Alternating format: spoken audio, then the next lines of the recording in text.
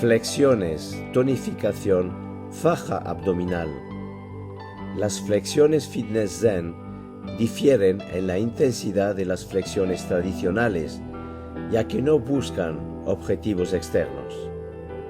Entrenar como el rocío de la mañana, los entrenamientos calan en profundidad y en el tiempo.